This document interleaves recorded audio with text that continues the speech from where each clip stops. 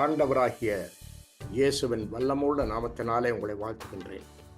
திரும்பவுமாக ஒரு தேவ செய்தியின் மூலமாக உங்களை சந்திப்பதை கேட்டு மிகுந்த மகிழ்ச்சி அடைகிறோம். Way of life Buffalo Tamil church மூலமாக இந்த செய்தி ஒவ்வொரு ஞாயிற்றுக்கிழமையும் உங்களை தேடி வருகின்றது. உங்களில் நூற்றுக்கணக்கானவர்கள், ஆயிரக்கணக்கானவர்கள் இந்த செய்தியின் மூலமாக ஆசீர்வாதத்தை பெறுகிறார்கள். அநேகர் இந்த செய்திகளை கேட்கிறார்கள் என்றெல்லாம் எங்களுக்கு அறிவித்திருக்கிறார்கள். இது கடைசி நாட்கள். எங்களுக்கு வேத வாக்கியங்கள் மிகவும் அவசியம். அதுவும் வேதத்தில் உள்ள ரகசியங்களை நாங்கள் அறிந்து கொள்ள வேணும். இந்த கடைசி நாட்களிலே கர்த்தருக்கு முன்னாக நாங்கள் எங்களை ஒப்பு கொடுத்து நாங்கள் ஆண்டவருடைய பிள்ளைகளை வாழ கர்த்தர் கிருபை செய்வாராக. அதனால தான் நாங்கள் கிறிஸ்துவை நேசிக்க வேணும். கிறிஸ்து தான் நம்முடைய பாவங்களுக்காக மரித்தார், உயிர்த்தார், வரப்போகிறார். ஆகையால் தான் நாங்கள் இந்த செய்தியை உங்களை தருகிறோம். ஏனென்றால் ஒரு கூட்ட ஜனத்தை ஆயத்தப்படுத்தும்படியாக கர்த்தர் எங்களுக்கு சொல்லி இருக்கிறார். நாங்கள் இப்பொழுது கடந்த கிழமைகளிலே எல்லாம் படித்து வருகிறோம். இஸ்ரவேல் ஜனங்கள் அங்கே எகிப்திலே 430 ஆண்டுகள் அடிமைகளாக இருந்தார்கள். ஆண்டவர் மீதியான் தேசத்து வனாந்தரத்தில் இறங்கி அங்கே மோசேக்கு சொல்லுகிறார், இதோ நான் இறங்கினது காரணம் என்னென்றால் எகிப்தில் இருக்கிற என்னுடைய ஜனங்களை நான் மீட்டு அவர்களை கொண்டு வந்து பாலும் தேனும் ஓடுற கானான் தேசத்திலே சேர்க்கப் போகிறேன் என்று. இந்த பாலும் தேனும் ஓடுற கானான் தேசத்திலே அப்பொழுது 7 விதமான பலத்த ஜாதிகள் அங்கே ஜீவித்துக் கொண்டிருந்தார்கள். அவர்கள் எல்லாரையும் கம்ப்ளீட்டாக துரத்து அதனுடைய ஒருவரையும் விட வேணாம் என்று சொன்னார்கள். ஆனால் இவர்கள் யுத்தம் பண்ணி எல்லாவற்றையும் பிடித்தும் முற்றுமாய் அவர்களை துரத்தி விடாதனாலே அவர்களில் அநேகர் அருவி இன்று கூட அங்கே இருக்கிறார்கள். இன்று கூட இந்த பிரச்சனைகள், கஷ்டங்கள் வர்றது காரணம் தேவனுடைய வார்த்தையை கீழ்ப்படியாமல் போகிறது. ஆண்டவருடைய வார்த்தையை நாங்கள் எங்களுடைய நீதியை வைத்துக்கொண்டு ஆராயக்கூடாது, அல்லது ஆண்டவரை கண்ணும் எங்களுடைய சுய நீதியை வைத்துக்கொண்டு நாங்கள் ஆண்டவர் இப்படி அனுமதிக்கலாமா, ஆண்டவர் அப்படி செய்யலாமா, ஆண்டவர் இதை செய்யலாமா என்றால் அவர் எங்களுக்கு அப்பாற்பட்டவர். அதை எங்களால் விவரிக்க முடியாது. அது நாங்கள் அவரை நியாயந்திருக்கிறதுக்கு எங்களால் முடியுமா இருந்தால் அப்பொழுது அவர் நீதி உள்ள நியாயாதிபதியை இருக்க வேண்டிய அவசியம் இல்லை.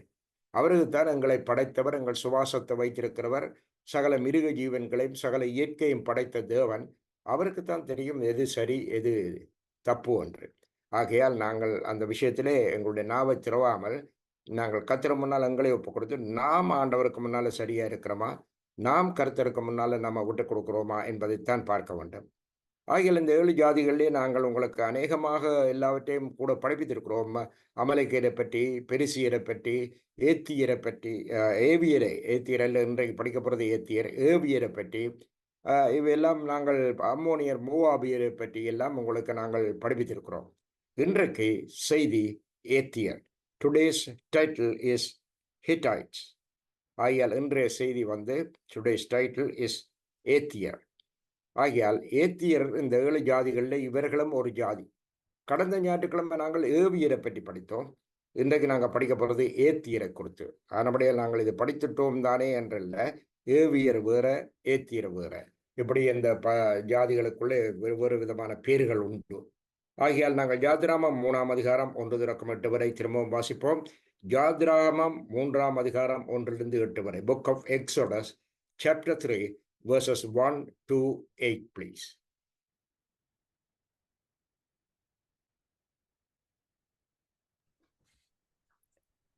Exodus chapter 3 verses 1-8. Yes. வாசிங்க. மோசே மீதியான் தேசத்து ஆசாரியனாயிருந்த தன் மாமனாகிய ஏத்திரோவின் ஆடுகளை மேய்த்து வந்தான். அவன் ஆடுகளை வனாந்திரத்தின் பின்புறத்திலே ஓட்டி தேவ பர்வதமாகிய ஓரேப் மட்டும் வந்தான். அங்கே கர்த்தருடைய தூதனானவர் ஒரு முச்செடியின் நடுவிலிருந்து உண்டான அக்கினி ஜுவாலையிலே நின்று அவனுக்கு தரிசனமானார். அப்பொழுது அவன் உற்று பார்த்தான். முச்செடி அக்கினியினால் ஜுவாலித்து எரிந்தும் அது வெந்து போகாமல் இருந்தது. அப்பொழுது மோசே, இந்த முச்செடி வெந்து போகாதிருக்கிறது என்ன? நான் கிட்ட போய் இந்த அற்புத காட்சியை பார்ப்பேன் என்றான். அவன் பார்க்கும்படி கிட்ட வருகிறதை கர்த்தர் கண்டார். முச்செடியின் நடுவிலிருந்து தேவன் அவனை நோக்கி, மோசே, மோசே என்று கூப்பிட்டார். அவன், இதோ அடியேன் என்றான். அப்பொழுது அவர், இங்கே கிட்டி சேராயாக, உன் கால்களில் இருக்கிற பாதரட்சியை கழட்டி போடு, நீ நிற்கிற இடம் பரிசுத்த பூமி என்றார். பின்பும் அவர், நாம் ஆபிரகாமின் தேவனும் ஈசாக்கின் தேவனும் யாக்கோபின் தேவனுமாகிய உன் பிதாக்களுடைய தேவனாயிருக்கிறேன் என்றார். மோசே தேவனை நோக்கி பார்க்க பயந்ததினால் தன் முகத்தை மூடிக்கொண்டான். அப்பொழுது கர்த்தர், எகிப்தில் இருக்கிற என் ஜனத்தின் உபத்திரவத்தை நான் பார்க்கவே பார்த்து, ஆளோட்டிகள் நிமித்தம் அவர்கள் இடுகிற கூக்குரலை கேட்டேன். அவர்கள் படுகிற வேதனைகளையும் அறிந்திருக்கிறேன். அ அவர்களை எகிப்தியரின் கைக்கு விடுதலையாக்கவும், அவர்களை அந்த தேசத்திலிருந்து நீக்கி, கானானியரும், ஏத்தியரும், எமோரியரும், பெரிசியரும், ஏவியரும், எபூசியரும் இருக்கிற இடமாகிய பாலும் தேனும் ஓடுகிற நலமும் விசாலமுமான தேசத்திலே கொண்டு போய் சேர்க்கவும் இறங்கினேன். பரிசுத்த வேதாமத்தில இந்த பைபிளை குறித்து அவர் சொல்லியிருக்கார், நீ வேதத்தை தியானித்தால் மேலும் மேலும் வளருவாய். இரவும் பகலும் என்னுடைய வேதத்தில் பிரியமாயிருந்து அதில் தியானமாயிருக்கிற மனுஷன் பாக்கியவான். இதுதான் சங்கீதம் 1ஆம் அதிகாரம் சொல்கிறது. இரவும் பகலும் அவருடைய வேதத்திலே பிரியம். We must love the word of God, the Bible. அதில் பிரியமாயிருப்பது மாத்திரமல்ல, அதை தியானிக்க வேண்டும். ஆயல் வேத வாக்கியங்களை நான் வாசித்தேன், இத்தனை அதிகாரங்களை வாசித்து முடிக்கிறேன், இன்றைக்கு இத்தனை அதிகாரங்கள் வாசித்துட்டேன் என்று சொல்றதை விட 2 வார்த்தைகளையாவது வைத்து தியானித்து அந்த வார்த்தைகள் எங்களுடைய உள்ளத்தில் ஆழமாய் பதிந்து அந்த வார்த்தைகளின்படி நாங்கள் நடக்கும் பொழுது கர்த்தர் எங்களுக்கு ஆசீர்வாதத்தை கட்டளையிடுகிறார். இங்கே பாருங்கள், மோசே அவனுடைய வாழ்க்கையை பார்க்கிறோம். அவனைத்தான் தேவன் தேர்ந்தெடுக்கிறார் மீதியான் தேசத்து வனாந்திரத்தில். அவன் உங்களுக்கு தெரியும், நாணற்பட்டியிலே வைத்து நைல் நதியிலே விடப்பட்டான். அவன் எகிப்தின் அரண்மனையிலே, பார்வோன் அரண்மனையிலே அவனுடைய குமாரனாக 40 ஆண்டுகள் வாழ்கிறான்.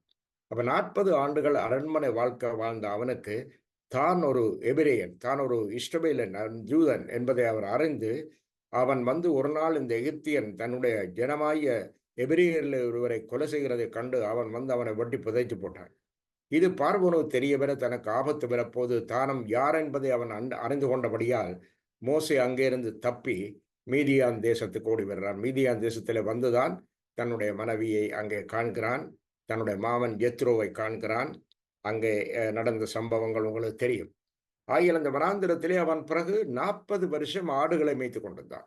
கவனியுங்க, 40 வருஷம் அரண்மனை வாழ்க்கை, 40 வருஷம் ஆடுகளை மேய்க்கிற வேலை. அப்ப அரண்மனையில வாழ்ந்த ஒரு ராஜகுமாரன் ஆடுகளை மேய்க்கிறதா இருந்தால் எவ்வளவு கஷ்டமான ஒரு வேலை. ஆனா மோசே அதை சந்தோஷமா தன்னுடைய ஜனங்களுக்காக ஏற்றுக்கொண்டார். ஆடுகளிலே பல்வேறு விதமான ஆடுகள் இருக்கிறது. அந்த ஆடுகள் ஒவ்வொன்றையும் சமாளித்து நடத்துறது என்றால் ஒரு இலகுவான காரியம் இல்லை. சும்மா நாங்கள் எங்களுடைய வாயிலே ஆடுகளை மேய்க்கிறார்கள் என்று சொல்லுகிறோம். ஆனால் ஒவ்வொரு ஆடு ஒவ்வொரு குணம் உள்ளது. ஒரு குட்டி ஆடு அது அங்கும் இங்கும் துள்ளி ஓடும். கறவல் ஆடு டிலே பண்ணி கொண்டு தான் வரும். கிடாய் ஆடு இடிக்க வரும். இப்படி இந்த மந்தைகளில் பல்வேறு விதமான மந்தைகள். குருட்டாடு கண் பார்வை தெரியாமல் மெல்ல மெல்லமாக வரும். ஆகையால் இவ்விதமாக நொண்டி ஆடு, சொத்தி ஆடு அது நொண்டித்தான் வரும். இவை எல்லாவற்றையும் சமாளித்து கொண்டு போகிறதான் ஒரு மேய்ப்பன். ஆகையால் எல்லா ஆடுகளும் சேர்ந்ததுதான் ஒரு மந்தை என்ற ஒரு ஃப்ளாக். ஆகையால் 40 வருஷம் இந்த மோசே இந்த வனாந்தரத்திலே அவன் பாடுபட்டிருப்பான், கஷ்டப்பட்டிருப்பான், இதன்றிருப்பான். அப்போ ஃபர்ஸ்ட் 40 இயர்ஸ் அரண்மனையில், 2வது 40 வருஷம் அவன் வனாந்தரத்தில், 3வதாக 40 வருஷம், எல்லாமே 120 வருடங்கள் மோசே உயிரோடு இருந்தான். கடைசி 40 வருடங்கள் அவன் இஸ்ரவேல் ஜனங்களை வழி நடத்தி கொண்டு வருகிற சம்பவம். கடைசியிலே இந்த ஜனங்களை அவன் எவ்வளவு கஷ்டப்பட்டெல்லாம் கொண்டு வந்தும் செங்கடலில் 2ஆக பிளக்க பண்ணினது அவன் மூலமாய் பல அற்புதங்கள் மோசே மூலமாக நடக்கப்பட்டாலும் அங்கே இந்த ஜனங்களுடைய அக்கிரமத்தின் நிமித்தம் கோபம் கொண்டு கன்மலையோடு கர்த்தர் பேச சொன்னார். இவன் கன்மலையை அடித்தான். அதனால கர்த்தருடைய கோபம் அவன் மேல் இந்த மலையின் மேலே ஏற்றி கொண்டு போய் நீ பாலம் தேனும் ஒரு கானான் தேசத்தை காண்பித்தார். ஆனால் நீ பாப்பாய், நீயும் அதுக்குள்ள பிரவேசிக்க மாட்டாய். பாருங்க, இவ்வளவு தூரம் பாடுபட்டு வந்த ஒரு மனிதனுடைய வாழ்க்கையில கடைசியில் கானானை அவன் காண முடியல. அவனை கானானுக்குள்ள வழிநடத்தி கொண்டு போனது அவனுடைய சீஷனாகிய ஜோஷுவா. ஆகையால் அருமையான கர்த்தருடைய பிள்ளைகளே, 120 இயர்ஸ்ல ஃபர்ஸ்ட் 40 இயர்ஸ் அரண்மனை வாழ்க்கை, second 40 years desert of Midian, third 40 years he was leading Israelites and suffered a lot, and he couldn't see the city of Canaan, the country which flourished with milk and honey. ஆகியால் அருமையான கருத்துடைய பிள்ளைகளை, இவ்விதமாய்த்தான் ஒரு வாழ்க்கை, ஆவிக்குரிய ஜீவிய வாழ்க்கை இப்படித்தான் இருக்கிறது. மனிதர்களை பார்க்கிறோம், முதல் 40 வருஷமும் அவர்கள் இன்பகரமாய் சந்தோஷமாக வாழ்கிறார்கள். பிறகு அவர்கள் திருமண வாழ்க்கைக்குள்ளே போய் எப்படியெல்லாம் வாழும் பொழுது அதுக்குள்ள பல்வேறு விதமான சோதனைகள் வருகிறது. கடைசியிலே அவர்களுக்கு அந்த வருடங்கள் கடைசி நாட்கள் வரும் பொழுது அவர்கள் வியாதிகள் வருகிறது, நடக்க முடியாமல் போகிறார்கள், கண் பார்வை மங்கி போகிறது, பல்வேறு விதமான இன்னல்களை பார்க்கிறார். இதனால தான் 90ஆம் சங்கீதத்திலே மோசே எழுகிறான், ஒரு மனுஷனுடைய வாழ்க்கை 70 வருஷம்தான். ஆனாலும் பெலத்தின் மிகுதியினாலே 80 வருஷமா இருந்தாலும், அல்லது அதுக்கு பிறகு கூடுதலாக வாழ்ந்தாலும், அதன் பின்பு துன்பமும் துயரமும் தான் என்று சொல்றார். ஆகையால் அருமையான கர்த்தருடைய பிள்ளைகளை விதமாய் 120 வருடங்கள் மோசே வாழ்ந்தான். இப்பொழுது அவனுடைய 41 அல்லது 42 45 வயதுக்குள்ளாக அந்த மீதியான் தேசத்து வனாந்திரத்திலே கர்த்தர் அவனை முச்சடியிலிருந்து கூப்பிடுறார். மோசே இங்கே வா, பாதரட்சியோடு நீ நிற்கிற பரிசுத்த பூமி, எகிப்தில் இருக்கிற என் ஜனத்தின் உபத்திரவத்தை நான் பார்த்தேன்.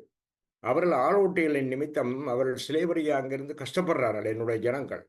ஆனபடியால் அவர்களை எகிப்தியரின் கையிலிருந்து விடுதலையாக்க போறேன். அங்கே கொண்டு வர போற இடம் வந்து பாலும் தேனும் ஊறுற கானான் தேசம்.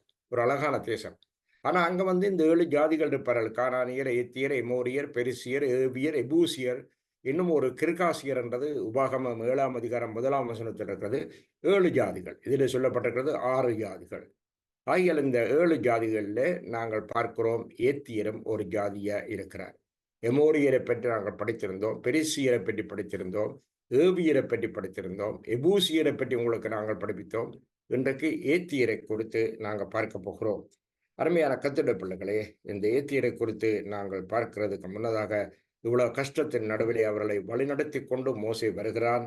ஆண்டவர் அதற்காகத்தான் நான் இறங்கினான். நானே உன்னை கீழே வந்து இப்பொழுது உன்னோடு பேசுறது என்னுடைய ஜனங்களை விடுதலை ஆக்குறதுக்கு. ஐயா, நீ கட்டப்பட்ட ஜனமாக இருக்கிறாயா? வியாதியினால் கட்டப்பட்டிருக்கிறாயா? மன சஞ்சலத்தினால் கட்டப்பட்டிருக்கிறாயா? நோய்களினால் துன்பத்தினால் கட்டப்பட்டிருக்கிறாயா? பலன் கொண்டு திறமானதாயிரு. தேவன் உன்னை விடுதலை ஆக்குறார். தேவன் மீது இறங்குகிறார். தேவன் உனக்கு மனதுருகி பெரிய காரியங்களை செய்கிறார். கட்டப்பட்ட மனிதர்கள் எல்லாரும் கட்டவிழ்க்கப்பட வேண்டும் என்பதுதான் கர்த்தருடைய விருப்பம். நீ கட்டவிழ்க்கப்படலாம்.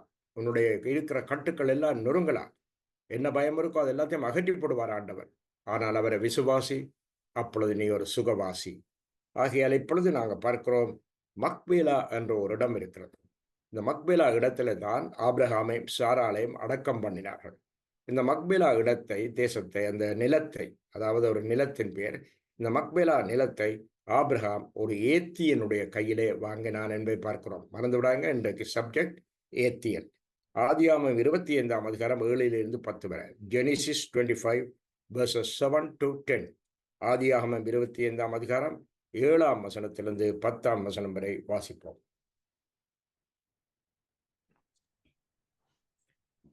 ஜெனிசிஸ் 25 7 10 மட்டும் வாசி.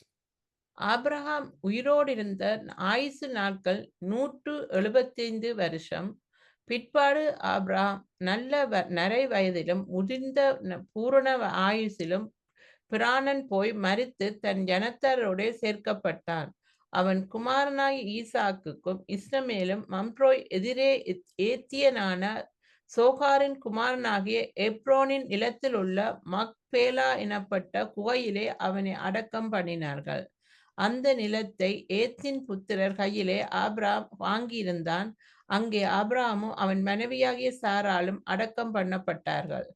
கவனித்துக் கொள்ளுங்க, இந்த மக்பேலா என்ற இடத்தை, இந்த நிலத்தை ஆபிரகாம் ஒரு ஏத்தியனுடைய கையிலே இருந்து வாங்கினான் என்பதை மறந்துவிடக்கூடாது. அந்த நிலம் ஏத்தியின் புத்திரர் கையிலே ஆபிரகாம் வாங்கியிருந்தான் என்று 10ஆம் வசனம் சொல்லுகிறது.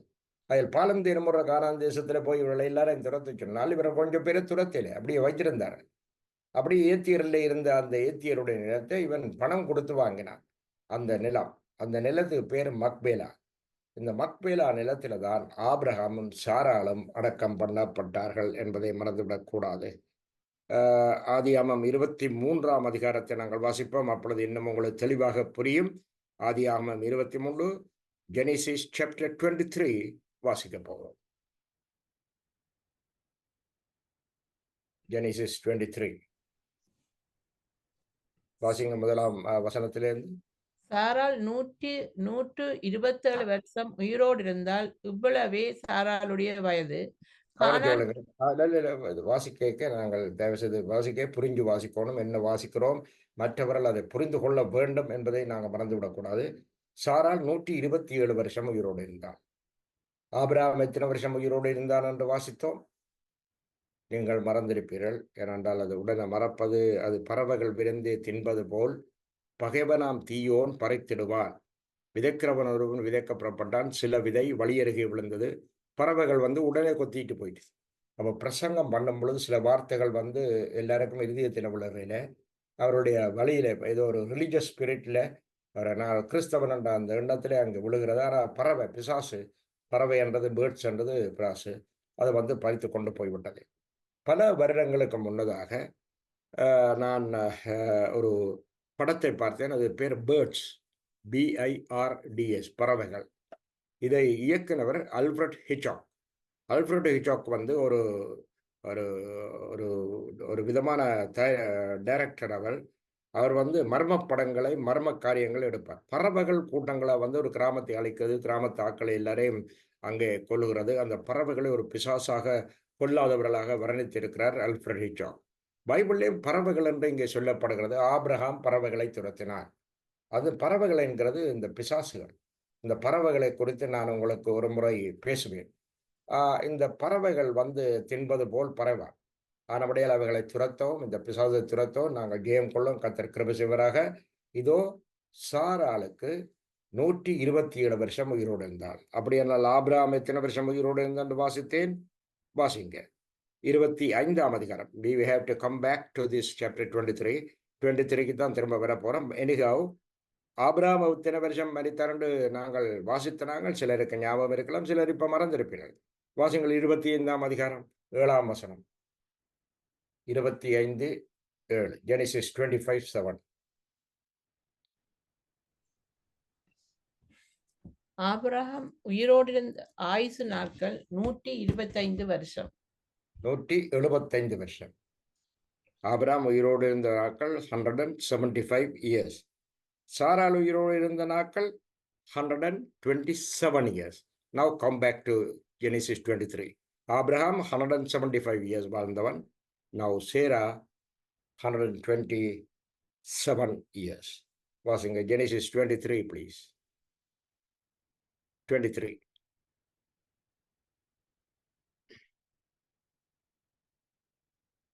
ரைட். இப்பொழுது வாசிங்க தொடக்கத்திலிருந்து.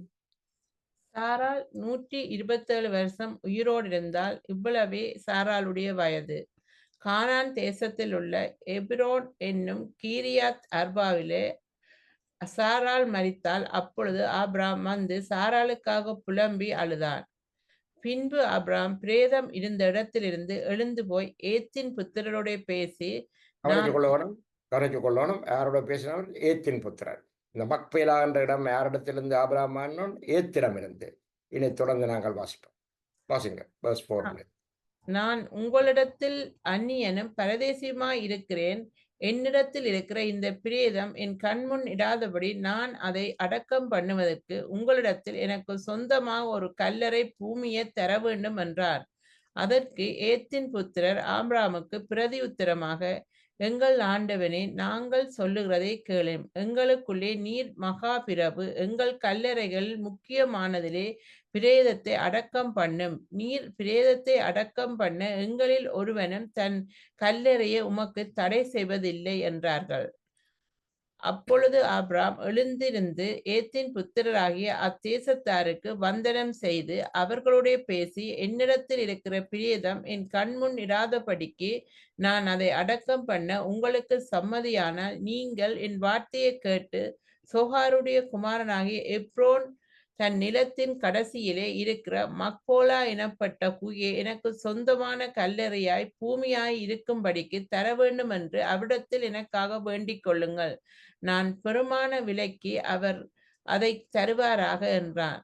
எப்ரோன் ஏத்தின் புத்திரர் நடுவிலே உட்கார்ந்திருந்தான். அப்பொழுது ஏத்தியனாகிய எப்ரோன் தன் ஊர் வாசலுக்குள் பிரவேசிக்கிற ஏத்தின் புத்திரர் அனைவரும் கேட்க ஆபிராமுக்கு பிரதி உத்தரமாக, அப்படியல்ல என் ஆண்டவனே, என் வார்த்தையை கேளும். அந்த நிலத்தை உமக்கு தருகிறேன், அதில் இருக்கும் குகையையும் உமக்கு தருகிறேன். என் ஜனத் புத்திரருடைய கண்களுக்கு முன்பாக அதை உமக்கு தருகிறேன். உம்மிடத்தில் இருக்கிற பிரேதத்தை அடக்கம் பண்ணும் என்றான். அப்பொழுது ஆபிராம் அத்தேசத்தாருக்கு வந்தனம் செய்து, தேசத்து ஜனங்கள் கேட்க எப்ரோனை நோக்கி, கொடுக்க உமக்கு மனதானால் என் வார்த்தையை கேளும். நிலத்தின் விலையை தருகிறேன், என் கையில் அதை வாங்கிக் கொள்ளும். அப்பொழுது என்னிடத்தில் இருக்கிற பிரேதத்தை அவ்விடத்தில் அடக்கம் பண்ணுவேன் என்றான். அதற்கு எப்ரோன் ஆபிரகாமுக்கு பிரதியுத்தரமாக, என் ஆண்டவரே, நான் சொல்லுகிறதை கேளும். அந்த நிலம் 400 சேக்கல் நிறை வெள்ளி பெறும். எனக்கும் உமக்கும் அது எவ்வளவு காரியம்? நீர் உம்மிடத்தில் இருக்கிற பிரேதத்தை அடக்கம் பண்ணும் என்றான். அப்பொழுது ஆபிராம் எப்ரோனின் சொல்லைக் கேட்டு ஏத்தின் புத்திரருக்கு முன்பாக எப்ரோன் சொன்னபடியே வர்த்தகரிடத்தில் செல்லும்படியான 400 சேக்கல் நிறை வெள்ளியை அவனுக்கு நிறுத்துக் கொடுத்தான். இந்த பிரகாரம் மம்ரேக்கு எதிராக மக்பேலாவில் உள்ள எப்ரோனுடைய நிலமாகிய அந்த பூமியும் அதிலுள்ள குகையின் நிலத்தின் எல்லையெங்கும் சூழ்ந்திருக்கிற மரங்கள் அடங்கலும் அவனுடைய ஊர் வாசலுக்குள் பிரவேசிக்கும் ஏத்தின் புத்திரர் எல்லாரும் அறிய ஆபிராமுக்கு சொந்தமாக உறுதிப்படுத்தப்பட்டது. அதற்கு பின் ஆபிராம் தன் மனைவியாக சாராளை கானான் தேசத்தில் எப்ரோன் பூமியான மம்ரேக்கு எதிராக இருக்கிற மக்பேலா என்னும் நிலத்தின் கோயிலை அடக்கம் பண்ணினான். இப்படி ஏத்தின் புத்திரர் கையில் கொல்லப்பட்ட அந்த நிலமும் அதிலுள்ள குகையும் ஆபிராமுக்கு சொந்த கல்லறையாய் பூமியாக உறுதிப்படுத்தப்பட்டது. உங்களுக்கு புரியுதோ இப்பொழுது? மேக்பேலா என்றது ஏத்தியருடைய நிலம். அதை சாராளை அடக்கம் பண்ணுறதுக்காக அவர்கள் சும்மா தர்றேன், நீங்கள் இவ்வளோ பெரிய ஆள், நீங்கள் உங்களுக்கு பணம் வேண்டாம் என்று சொன்னார்கள். ஆனால் 400 சேக்கல் வெள்ளி பெறும், ஆனால் அது பரவாயில்லை, நீங்கள் எடுத்துக்கொள்ளுங்கள் என்ற பொழுது அவன் சம்மதிக்கலை. அவன் அதற்குரிய தொகையை கொடுத்து அதை விலைக்கு வாங்கி அதை தனது உறுதிப்படுத்தி கொண்டான். அந்த நிலம் மக்பேலா எங்களுக்கு தான் சொந்தம் என்று யோசிச்சு பாருங்க. அன்றைக்கு ஆபிரகாம் அந்த நிலத்தை, அந்த மக்பேலாவை தான் சாரால் எல்லாரும் அடக்கம் பண்ணப்பட போறோம் இருந்து அந்த இடத்தை தனக்காக வாங்கி கொள்ளாவிட்டால் இன்று வரைக்கும் வேறு ஆட்களும் உரிமை கோருவார்கள். ஆபிரகாம் எங்களுடைய அப்பா, எங்கள்கிட்ட தான் வாங்கினவர், எங்கள்கிட்ட தான் இதண்டவர், எங்கள்ட தான் அந்த நிலத்தில் ஆபிரகாம் இருந்தவர் என்றெல்லாம் பிரச்சனைகள் இன்றைக்கு வரும். இன்றைக்கு அப்படித்தான் வந்து கொண்டிருக்கிறது, உலகத்தில் நடந்து கொண்டிருக்கிற காரியங்கள். ஆகையால் அருமையான கர்த்தருடைய பிள்ளைகளே, மக்பேலா ஆபிரகாமுக்கு சொந்தமான இடம். அங்கே சாரால் அடக்கம் பண்ணப்பட்டாள். அதே குகையில தான் இஸ்மவேலும் ஈசாக்கும் ஆபிரகாமை அங்கே அடக்கம் பண்ணினார்கள் என்பதை நாங்கள் உங்களுக்கு 25ஆம் அதிகாரத்தில் வாசித்தோம். ஆகையால் ஆபிரகாம் சாரால் இருவரும் அடக்கம் பண்ணப்பட இடம் மக்பேலா. இந்த பிரேதங்களை அடக்கம் பண்றது குறித்து அவர்கள் அந்த நாட்களிலும் இப்பொழுது கூட கிறிஸ்தவர்கள் மிகவும் கவனமா இருக்கிறார்கள். ஏன் அடக்கம் பண்றார்கள் என்றால், இயேசு கிறிஸ்து மரித்தார், அடக்கம் பண்ணப்பட்டார், 3ஆம் நாள் உயிரோடு எழுந்தார். நாங்களும் அடக்கம் பண்ணப்படுகிறோம், நாங்களும் உயிரோடு இருப்போம். 3ஆம் நாள் நம்ம எழுந்திருக்காவிட்டாலும் ஆண்டவருடைய வருகையின் பொழுது பிரேத கல்லறையில் உள்ளவர்கள் அவருடைய சத்தத்தை கேட்கும் காலம் வரும். அப்பொழுது அவர்கள் எழுந்திருப்பார்கள் என்று சொல்லப்படுகிறது. ஆகையால் அடக்கம் பண்ணப்படுகிறது, பெரி பண்றதுதான் ஒரு கிறிஸ்தவர்களுக்கு கொடுக்கப்பட்ட கட்டளை, அல்லது ஒரு ஆண்டவரை பின்பற்றவர்களுக்கு கொடுக்கப்பட்ட கட்டளை. இஸ்லாமியர்கள் கூட அடக்கம் பண்ணவர்களோடைய எரிக்க விட மாட்டார்கள். ஆனால் இன்றைக்கு பெரிய ஒரு கவலைக்குரிய விஷயம், வெளிநாடுகளில் நான் பார்த்திருக்கிறேன், இங்கிலாந்து, அமெரிக்கா மற்றும் வேறு நாடுகளில் கிறிஸ்தவர்கள் மரித்தவர்களை எரிக்கிறார்கள்.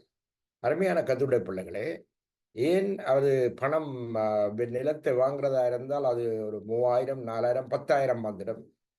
பரவாயில்ல, இது அந்த பணத்தை கொடுத்து வாங்குற நேரம் இது பிரேதம் தானே, எரிச்சிட்டு போகும்னு சொல்லி அவையில் கொண்டு போய் இந்த பெட்டியில வைத்து தள்ளி விடுகிற, அங்கே கொண்டு போய் அதை என்ன செய்கிறார்கள், அங்கே எரித்து போடுகிறார்கள். ஆகிய அருமையான கர்த்தருடைய பிள்ளைகளை கவனத்தில் வைத்துக் கொள்ளுங்கள். கிறிஸ்தவர்களாகிய நீங்கள் அவர்களுக்கென்று பணத்தை சேகரித்து வைத்து அடக்கம் பண்ற காரியத்தை பார்க்க முடியும், எரிக்கிற காரியத்தை பார்க்கக்கூடாது. நிலம் கூடுதலான விலை என்பதனால அதை கொண்டு போய் எரித்து விட்டால் கொஞ்சம் காசோட முடிச்சிடலாம். உன்னை பெற்று வளர்த்த தகப்பன், தாய், உன்னை வழிநடத்தி கொண்டு வர்ற சகோதரர்கள், உனக்காக பாடுபட்டவர்கள், அவர்களுக்காக நீ எதுவும் செய்யலாம். ஏனென்றால் அது ஒரு நன்றி கடனாயும் இருக்கும். ஆகையால் அருமையான கர்த்தருடைய பிள்ளைகளே, இந்த விஷயத்துல எல்லா கிறிஸ்தவர்களும் கவனமாக இருந்து கொள்ளணும். அடக்கம் பண்றதுக்குரியதை எண்ணுங்கள்.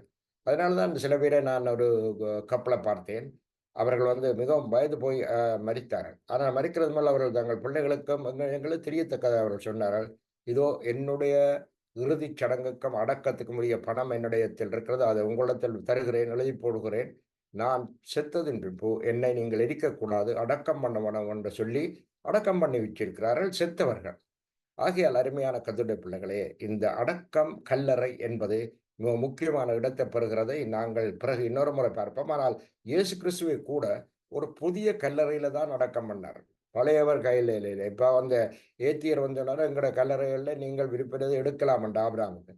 அவரஞ்சனா இல்லை அதை ஒன்றும் இல்லை, எனக்கு ஒரு நிலத்தை தாருங்கள், புது கல்லறை வேணும் என்று. அந்த மக்பேலாவில் தான் ஆபிரகாமும் சாராளும் அடக்கம் பண்ணப்பட்டார்கள். அதே போல தான் இயேசு கிறிஸ்துவும் ஒரு புதிய கல்லறையில் அடக்கம் பண்ணப்பட்டார். Luke 23 verses 50 to 53. Book of Luke, Gospel Luke 23 50 to 53. Luke 23 50 to 53.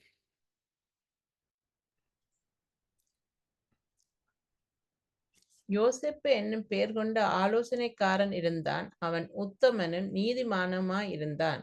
அவன் யூதருடைய பட்டணங்கள் ஒன்றாகிய அரிமத்தியாவிலிருந்து வந்தவனும் தேவனுடைய ராஜ்யத்துக்கு காத்திருந்தவனும் கர்த்தருடைய ஆலோசனைக்கு செய்கைக்கும் சம்மதியாதவனுமாய் இருந்தான். யூதர்களுடைய ஆலோசனைக்கும் செய்கைக்கும் சம்மதியானவன் இருந்தான். சரி, வாசி. அவன் பிலாத்துவினிடத்தில் போய் இயேசுவின் சரீரத்தை கேட்டு அதை இறக்கி மெல்லிய துப்பட்டியிலே சுற்றி கண்மலையில் வெட்டப்பட்டதுமாகி ஒரு காலம் ஒருவனும் வைக்கப்படாதுமாயிருந்த ஒரு கல்லறையிலே வைத்தான். பாருங்க, இயேசுவின் சரீரத்தை ஒருவனும் ஒரு பிரேதமும் வைக்கப்படாத ஒரு புதிய கல்லறையில அரிமத்தியா ஊர் யோசேப்பு பிலாத்துவிடம் போய் அதை தைரியமாக கேட்டு வாங்கி கொண்டு வந்து இயேசுவின் சரீரத்தை அடக்கம் பண்ணினார். ஆனால் அந்த சரீரம் அடக்கம் பண்ணி 3ஆம் நாள் அவர் உயிரோடு எழும்பிட்டார். ஏனென்றால் இயேசு கிறிஸ்துடைய சரீரம் வித்தியாசம். அவர் பரிசுத்த ஆவியினால் உற்பத்தியாக்கப்பட்டவர். நாங்கள் ஒரு தகப்பன் தாயினால் உற்பத்தியாக்கப்பட்டவர். ஆனபடியால் அவருடைய சரீரம் ஆவிக்குரிய சரீரம். ஆனால் மாம்சத்தில் பூமிக்கு வந்தார். என்னிடத்தில் பாவம் உண்டென்று உங்களில் யார் இன்னைக்கு சொல்லக்கூடும், குற்றஞ்சாட்டக்கூடும் என்று இயேசு கேட்கிறார் தைரியமாய். என்றால் பிறப்பில கூட அவர் பாவத்தில் பிறக்கலை. தாவீது சொல்றான், என் தாய் என்னை பாவத்தில் கர்ப்பந்தரித்தாள்.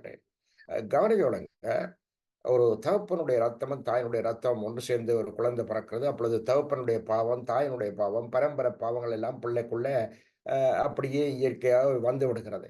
ஆனால் இயேசு கிறிஸ்துவனுடைய சரீரம் பரிசுத்தாவினால் உற்பத்தியாக்கப்பட்டது. அதனுடைய யோசேப்பினுடைய பாவங்கள், மரியாவுடைய பாவங்கள் எல்லாம் அங்கே வர்றதுக்கு இடமே இல்லை. இரண்டாவது தெய்வகுமாரன் தெய்வம் மாம்சத்திலே வெளிப்பட்டது என்று 1 தீமோத்தேயு 3:16 அதிகாரம் 16ஆம் வசனம் சொல்லுகிறது. மாம்சத்தில் வெளிப்பட்ட தெய்வம் ஆவியிலே உயிர்ப்பிக்கப்பட்டார், தேவதூதர்களாக காணப்பட்டார், உலகத்தில் பிரசங்கிக்கப்பட்டார், இன்றைக்கும் பிரசங்கிக்கப்பட்டு வருகிறார். ஆகையால் அவருடைய சரீரம் வித்தியாசமானது. அவர் இயேசு கிறிஸ்துவுடைய சரீரத்துக்கு கூட ஒரு புதிய கல்லறையில தான் வைத்தார். அதே போல ஆபிரகாமும் தனக்கும் மனைவிக்கும் ஒரு புதிய கல்லறையாகிய அந்த மக்பேலாவை அந்நிலத்தை வாங்கினான். ஆகையால் இந்த கல்லறைகளை கொடுத்து நான் உங்களோட அதிகம் பேசலாம். கல்லறைகளை சிதைத்த சம்பவங்கள், கல்லறைகளை அற்பமான காரியங்கள் எல்லாவற்றையும் நாங்கள் பார்க்கலாம் வேதத்தில் இன்னொரு முறைக்கு. ஆனால் இப்பொழுது நாங்கள் ஏத்தியரை பற்றி பார்ப்போம். கவனிச்சுடுங்க, அது ஒரு ஏத்தியருடைய நிலம் இந்த மக்பேலா என்பதை நாங்கள் மறந்துவிடக்கூடாது. அருமையான கர்த்தருடைய பிள்ளைகளை, இன்னும் ஒரு ஏத்தியருடைய காரியத்தை நாங்கள் உங்களுக்கு அறிவிக்கப் போகிறேன். அதாவது நியாயாதிபதிகள் 1ஆம் அதிகாரம், Book of Judges, chapter 1, verses 22 to 26. The Book of Judges, chapter 1, verses 22 to 26, please. நியாயாதிபதிகள் 1:22 26 வரை, Book of Judges, chapter 1.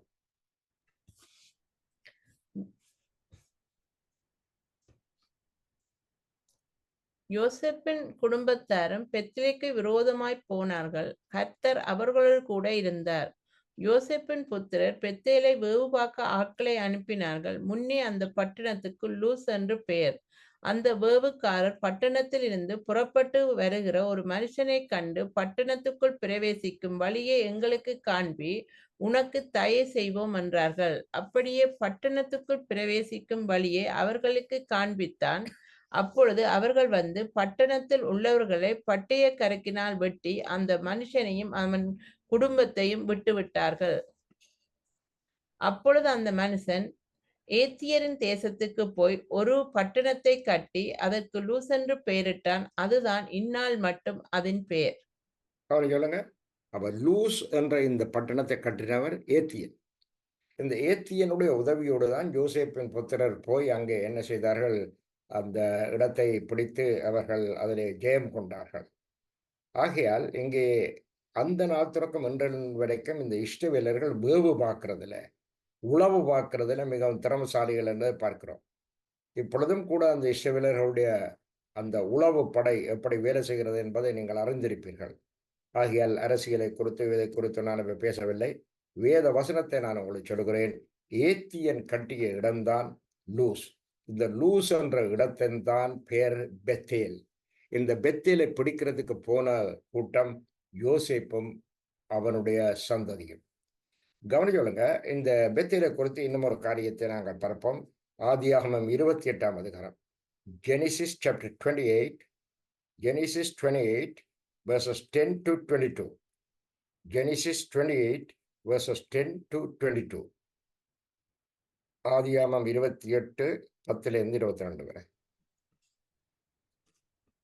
யாக்கோபு பெயர்சபாவை விட்டு புறப்பட்டு ஆரானுக்கு போக பிரயாணம் பண்ணி ஒரு இடத்தில் வந்து சூரியன் அஸ்தமித்தபடியினால் அங்கே ராத்தங்கி அவ்விடத்து கற்களில் ஒன்றை எடுத்து தன் தலையின் கீழ் வைத்து அங்கே நித்திரை செய்யும்படி படுத்து கொண்டான். அங்கே அவன் ஒரு சொப்பனம் கண்டான். இதோ ஒரு ஏணி பூமியிலே வைக்கப்பட்டிருந்தது. அதன் நுனி வானத்தை எட்டியிருந்தது. அதிலே தேவதூதர்கள் ஏறுகிறவர்களும் இறங்குறவர்களுமாய் இருந்தார்கள். அதற்கு மேலாக கர்த்தர் நின்று, நான் உன் தகப்பனாகிய ஆபிரகாமின் தேவனும் ஈசாக்கின் தேவனுமாகிய கர்த்தர், நீ படுத்திருக்கிற பூமியை உனக்கும் உன் சந்ததிக்கும் தருவேன். உன் சந்ததி பூமியின் தூளைப் போல் இருக்கும். நீ மேற்கையும் கிழக்கையும் வடக்கையும் தெற்கையும் பரம்புவாய். உனக்குள்ளும் உன் சந்ததிக்குள்ளும் பூமியின் வம்சங்கள் எல்லாம் ஆசீர்வதிக்கப்படும். நான் உன்னோடே இருந்து நீ போகிற இடத்துக்கெல்லாம் உன்னை காத்து இந்த தேசத்துக்கு உன்னை திரும்பி வர பண்ணுவேன். நான் உனக்கு சொன்னதை செய்யும் அளவும் உன்னை கைவிடுவதில்லை என்றார். யாக்கோபு நித்திரை தெளிந்து விழித்தபோது, மெய்யாகவே கர்த்தர் இந்த ஸ்தலத்தில் இருக்கிறார், இதை நான் அறியாதிருந்தேன் என்றான்.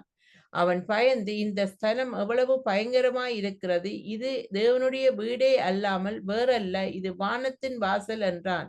அதிகாலையிலே யாக்கோபு எழுந்து தன் தலையின் கீழ் வைத்திருந்த கல்லை எடுத்து அதை தூணாக நிறுத்தி அதன் மேல் எண்ணெய் வார்த்து அந்த ஸ்தலத்துக்கு பெத்தேல் என்று பெயரிட்டான். அதற்கு முன்னே அவ்வூருக்கு லூஸ் என்னும் பெயர் இருந்தது. அப்பொழுது யாக்கோபு, தேவன் என்னோட இருந்து நான் போகிற இந்த வழியிலே என்னை காப்பாற்றி உண்ண ஆகாரமும் உடுக்க வஸ்திரமும் எனக்கு தந்து என்னை என் தகப்பன் வீட்டுக்கு சமாதானத்தோட திரும்பி வர பண்ணுவாரானால் கர்த்தர் எனக்கு தேவனாயிருப்பார்.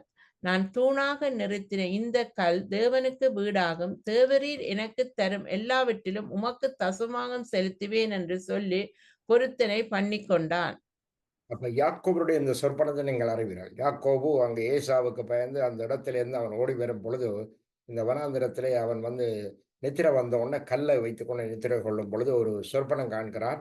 அந்த சொற்பனத்திலே தேவதூரல் மேலே ஏறுகிறது, வானத்துக்கு பூமிக்கு இறங்குறதுமாய் ஒரு பெரிய ஏணி இருக்கிறதை கண்டான். அப்பொழுது கர்த்தர் அவனோடு பேசினார். அப்பொழுது அந்த இடத்துக்கு அவன் பெத்தேல் என்று பெயரிட்டான். பெத்தேல். அந்த இடத்துக்கு முன்பு லூஸ் என்று பெயர். கவனிச்சொல்லுங்க. அப்பொழுது ஆண்டவர் அவனுக்கு ஒரு ப்ராமிஸ் பண்ணுகிறார். என்னன்னு சொல்லி சொன்னா, நான் உனக்கு வந்து இந்த இடத்தை உனக்கு நான் திரும்ப தருவேன். சரியோ? bring it down please, scroll it down please, little bit, scroll it down, thank you, little bit more.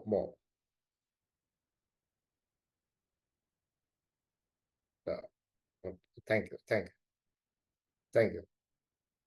15 நான் உன்னோட இருந்து நீ போகிற இடத்துல எல்லாம் உன்னை காத்து இந்த தேசத்துக்கு உன்னை திருப்பி வர பண்ணுவேன். எந்த தேசம்? இப்பொழுது நான் உன்னோடு பேசுகிற இந்த பெத்தேலுக்கு உன்னை திரும்பி வர பண்ணுவேன். நான் உனக்கு சொன்னதை செய்யும் அளவும் உன்னை கைவிடுவதில்லை என்றார். இந்த பெத்தேலுக்கு பேர் லூஸ். இந்த இடத்தை பிடிக்கத்தான் யோசுவாவை என்ன செய்கிறார்? அங்கே யோசுவா அனுப்பும் பொழுது ஒவ்வொரு ட்ரைப்ஸ், ஒவ்வொரு கோத்திரங்கள் போய் ஒவ்வொரு இடத்தை பிரித்து கொடுக்குறான். அது பிரித்து கொடுக்கப்பட்ட இந்த பெத்தேலில் இந்த ஏத்தியர்கள் எல்லாரும் இருந்தார்கள். அவர்களை துரத்தி போட்டு அந்த இடத்தை தருவேன் என்று சொல்லி அந்த இடத்தை யோசிப்பினுக்கு கொடுத்தார். இவ்விதமாகத்தான் இஸ்ரவேல் சந்ததி, யாக்கோபின் சந்ததி அந்த இடங்களை பிடித்ததையும் அதனுடைய சரித்திரத்தை நாங்கள் விவரமாய் படிப்பதானால் அதுக்கு நேரம் இல்லை. சுருக்கமாக அந்த காரியங்களை, இந்த ரகசியங்களை உங்களுக்கு நாங்கள் சொல்லித் தருகிறோம். ஆகையால் அருமையான கர்த்தருடைய பிள்ளைகளே, இந்த பெத்தேல் அதை யோசேப்பின் குடும்பத்தார் போய் பிடித்தார்கள் என்று வேதத்தில் சொல்லப்படுகிறது. அது இஸ்ரவேலுக்கு சொந்தமாக வருகிறதை பார்க்கிறோம். அடுத்தது இன்னும் ஒரு காரியம், இதை பார்க்கும் பொழுது உங்களுக்கு ஆச்சரியமாயிருக்கும். 2 சாமுவேல் 11ஆம் அதிகாரம் 1-5 வரை. 2 Samuel chapter 11 verses 1 to 5. 2 Samuel chapter 11 verses 1 to 5. 2 Samuel 11 1 தொடக்கம் 5 வரை வாசிங்க.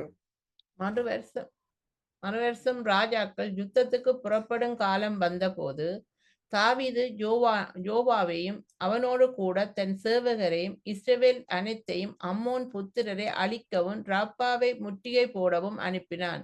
தாவீதோ எருசலேமில் இருந்து விட்டான்.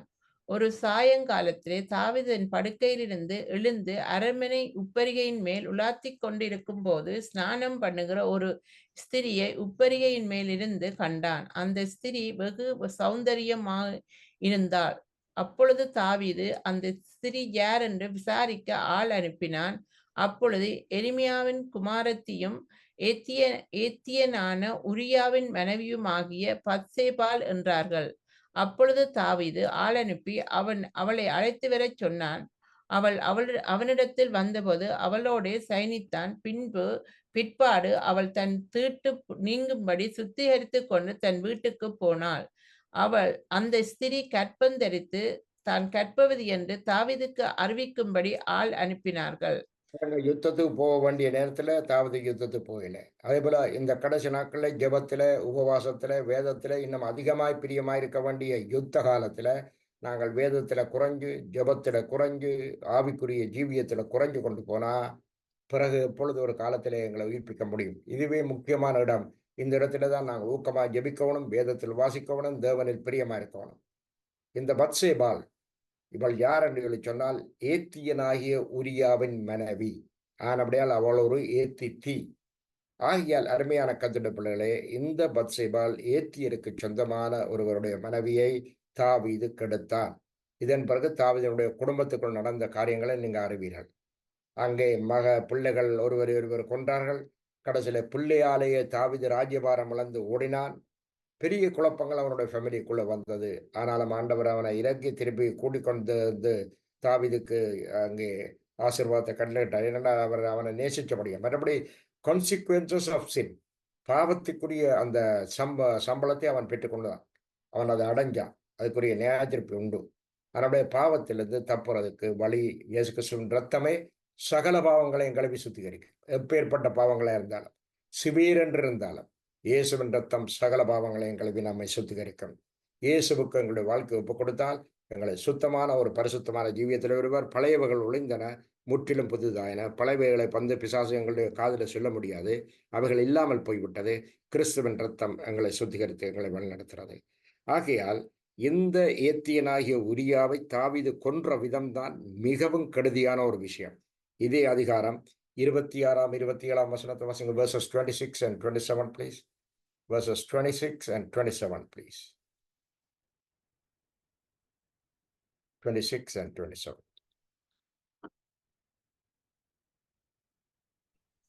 தன் புருஷனாகிய உரியா செத்தான் என்று அவன் மனைவி கேள்விப்பட்ட போது அவள் தன் நாயனுக்காக இளவு கொண்டாடினாள்.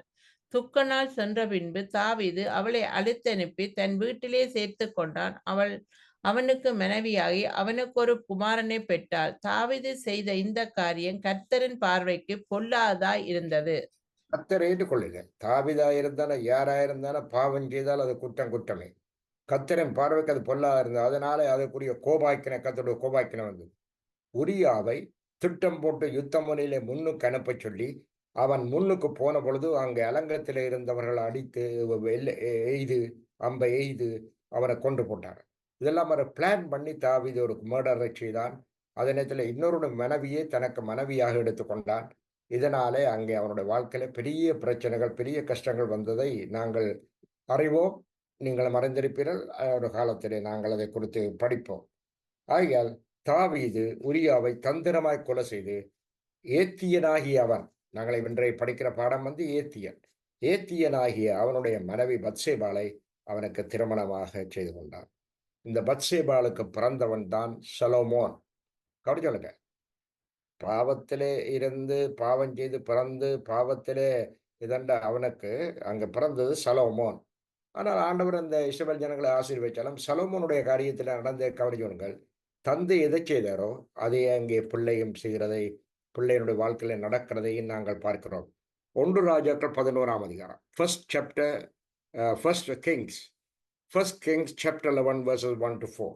ஒன்று ராஜாக்கள் 11ஆம் அதிகாரம் 1லிருந்து 4 வரை வாசிங்க. First Kings chapter 11 verses 1 to 4. First Kings chapter 11 verses 1 to 4. ராஜாவாகிய சாலமோன் பார்வோனின் குமாரத்தியை நேசித்ததுமல்லாமல் மோவாவியரும் அம்மோனியரும் ஏதோமியரும் சீதோனியரும் ஏத்தியரும் ஆகிய அந்நிய ஜாதியரான அநேகம் ஸ்திரிகள் மேலும் ஆசை வைத்தான். பரியோடுங்க. ராஜாவாகிய சலமோன் பார்வோனின் குமாரத்தியை நேசித்தது மாத்திரமல்ல, எகிப்து அடிமையிலே இருந்தவர்கள் எகிப்திலே இருந்த பார்வோனுடைய பிள்ளையை நேசித்தார். மோவாபியர் வெறுக்கத்தக்கவர்கள், லோத்தினுடைய பிள்ளைகள் தகப்பனாலுக்கு ஏற்பவதியானார்கள். அம்மோனியரும் அப்படித்தான். ஏதோமியர் ஏசாவினுடைய பரம்பரை, சீதோனியர், ஏத்தியர், இப்ப நாங்கள் படிச்சு கொண்டிருக்கிறது ஏத்தியர், அப்படிப்பட்ட அநேக ஸ்திரிகளை தனக்காக பெண் கொண்டான். வாசிங்க தொடர்ந்து 2ஆம் வசனம் 3-4. கர்த்தர் இஸ்ரவேல் புத்திரரை நோக்கி, நீங்கள் அவர்கள் அண்டைக்கும் அவர்கள் உங்கள் அண்டைக்கும் பிரவேசிக்கலாகாது. அவர்கள் நிச்சயமாக தங்கள் தேவர்களை பின்பற்றும்படி உங்கள் இருதயத்தை சாய பண்ணுவார்கள் என்று சொல்லியிருந்தார். சாலமோன் அவர்கள் மேல் ஆசை வைத்து அவர்களோடு ஐக்கியமாயிருந்தான். அவனுக்கு பிரபுக்கள் குலமான 700 மணியாட்டிகளும் 300 மறுமணியாட்டிகளும் இருந்தார்கள். அவனுடைய ஸ்திரிகள் அவன் இருதயத்தை வழுவி போக பண்ணினார்கள். சாலமோன் வயது சென்றபோது அவனுடைய மனைவிகள் அவன் இருதயத்தை அந்நிய தேவர்களை பின்பற்றும்படி சாய பண்ணினார்கள். அதனால் அவனுடைய இருதயம் அவன் தகப்பனாகிய தாவீதின் இருதயத்தைப் போல தன் தேவனாகிய கர்த்தரோடு உத்தமமாய் இருக்கவில்லை. சாலமோனுடைய இருதயம் தேவனோடு கூட உத்தமமாய் இருக்கவில்லை. காரணம் என்னவென்றால், இவன் இந்த ஏத்தியர் இப்படிப்பட்ட ஜாதிகள் புறக்கணித்தவர்கள் எல்லாருடைய பெண்களை விரும்பி உயர்ந்தான். 700 மனையாட்டிகளும் 700 வைஃப்ஸ், 300 மறுமனையாட்டிகள் concubines. அப்ப ஓட்டுக்கு 1000. அப்ப அவ்வளவு பேரும் அவருடைய இருதயத்தை கலங்க பண்ணி தங்கள் தெய்வங்களை எல்லாம் வணங்க பண்ணி கடைசியிலே அஸ்தரோத் மூலிகை என்பவர்களை வணங்கினான் சலமோன். அவர்களை கண்டு சிலைகளையும் கட்டினான். ஆண்டவரோ அவனை கடும் இரவிலே இருந்து, அதாவது நடு இரவு, ஒரு அர்த்த இரவிலே இருந்து அவனோட பேச வேண்டி வந்தது. கர்த்தர் spoke to him from the pitch darkness. அப்ப ஆண்டவர் பேசும்பொழுது வெளிச்சத்திலிருந்து தான் பேசுவார். ஆண்டவரே ஒளியா இருக்கிறார். ஆனா அவரை இருட்டாக்கி மறைத்து விடுகிறது இந்த பாவங்கள். இந்த சலோமோனுடைய வாழ்க்கை இப்படி வந்ததுனால பிறகு பல்வேறு விதமான பிரச்சனைகள் எல்லாம் வந்து போனதை நாங்க பார்க்கிறோம். சவுல் 40 வருஷம் ஆண்டான். தாவீது 40 வருஷம் ஆண்டான் இஸ்ரவேலை. சலோமோனு 40 வருஷம் ஆண்டான். எந்த நாளும் அங்கே யுத்தமும் சண்டையும் பிரச்சனையுமாய்த்தான் அங்கே இருக்கிறது. ஏனென்றால் கீழ்ப்படியாமையின் பிள்ளைகளிடத்தில் தேவகோபாய்க்கனை வானத்திலிருந்து இறங்கி வருகிறதை பார்க்கிறோம்.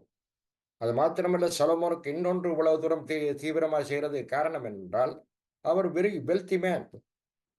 plenty of money, plenty of silver, plenty of gold. அதை நாங்கள் பார்ப்போம்.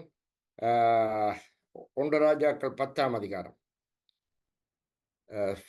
previous chapter 10, 24 to 29, please. First Kings chapter 10 verses 24 to 29.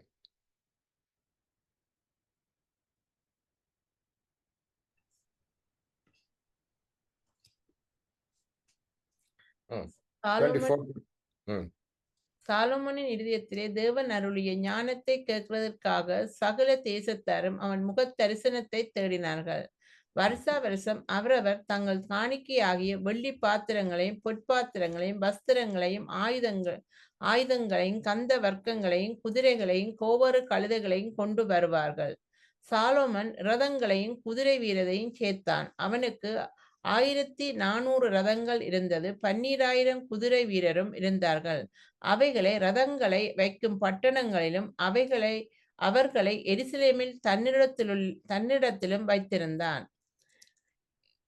எருசலேமிலே ராஜா வெள்ளியை கற்கள் போலவும் கேதுரு மரங்களை பள்ளத்தாக்குகள் இருக்கும் காட்டத்தி மரங்கள் போலவும் அதிகமாக்கினான்.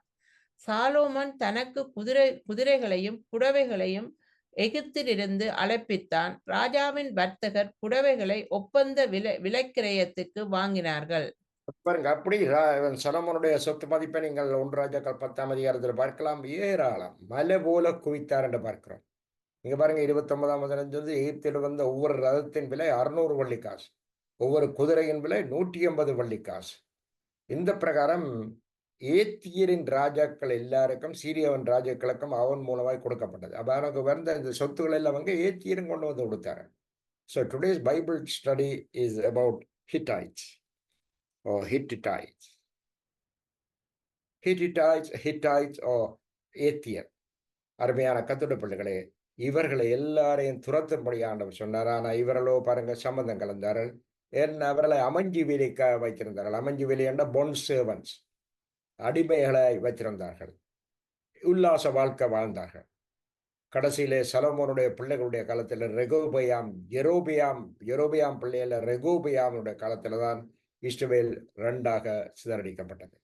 10 கோத்திரம் மேலேயும் 2 கோத்திரம் கீழையும் வந்தது. மேலே போனது இஸ்ரவேல் என்றும், கீழே வந்த கோத்திரம் யூதா கோத்திரம் என்றும், யூதா தேசம் என்றும், யூதேயா என்றும் வந்தது. அதிலே தான் யூதர்கள் என்ற சொல்லு புறப்பட்டது என்பதை மறந்துவிடக்கூடாது.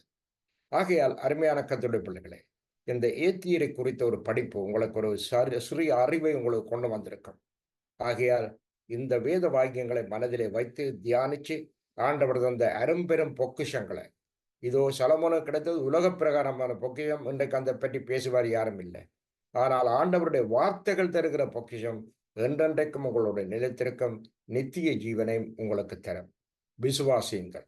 வருகிற ஞாயிற்றுக்கிழமை இன்னும் ஒரு ஜாதியோடு நாங்கள் சந்திப்போம். இன்றைக்கு ஜெபிக்க விரும்புகிறவர்கள், உங்களுக்கு வியாதிகள், துன்பங்கள், தீரங்கள் இருந்தால் உங்களுடைய வலது கையை நெஞ்சிலே வையுங்கள். நான் உங்களுக்காக ஜெபிப்பேன். தேவன் உங்களை குணமாக்குவார். நீங்கள் கர்த்தரை நேசியுங்கள். ஜெபிப்போம். ஆண்டவராய் இயேசுவே, உமது பரிசுத்த கரத்திலே இவர்களை ஒப்புக் கொடுக்கிறேன். தேவனுடைய நோய்வாய்ப்பட்டிருக்கிற ஒவ்வொருவரையும் நீர் குணமாக்க வேண்டும்படி ஜெபிக்கிறேன். பிசாசின் பிடியில் இருக்கிற ஒவ்வொருவரையும் இயேசுவின் நாமத்தில் விடுதலை ஆக்கிறோம். எல்லா இருளும் அகன்று போட்டும். உன்னதமானவருடைய மறைவில் இருக்கிறவர்கள் சர்வ வல்லவருடைய நிலையில் தங்குகிறார்கள். ஆகையால் அவர்கள் மீது இறங்கி அவருடைய ஆசீர்வதியும். இயேசுவை ஏற்றுக்கொள்ளும்படி அவருடைய இருதயத்தில், கடினமான இருதயத்தில் நீர் ஆண்டவரை உபதேசியும். இயேசுவே வழியும் சத்தியமும் ஜீவனுமாயிருக்கிறார். அவருடைய உபதேசத்தை கீழ்ப்படிவோம். வேதாகமாகிய பைபிளை படிப்போம். வேத வசனத்தில் பிரியமாயிருப்போம். Way of life Buffalo Tamil சேர்ச்சியை ஆசீர்வதியுங்கள். அதை நடத்துகிற உரியவர்களை ஆசீர்வதியுங்கள். அந்த செய்தியின் மூலம் பலரும் ஆசீர்வாதத்தை பெறுறதுக்காக கர்த்தருக்கு ஸ்தோத்திரம். கிரேஸ் ஆசீர்வதியுங்கள். எல்லாருடைய வியாதிகளும் அகன்று போட்டும். இயற்கையின் சீற்றங்களிலிருந்து ஒவ்வொருத்தரையும் விடுதலையாக்கும். எல்லாரும் இழந்து போனதை திரும்பவும் பெற்றுக்கொள்ளட்டும். பூரண சமாதானம் அவருடைய வீடுகளில் இருக்கட்டும். அமைதி காணப்படுவதாக. இயேசுவின் நாமத்தினாலே உம்முடைய கரத்துக்குள் ஒப்புக் கொடுத்து நன்றியுள்ள மனதோடு ஜெபிக்கிறோம் எங்கள் நல்ல பிதாவே.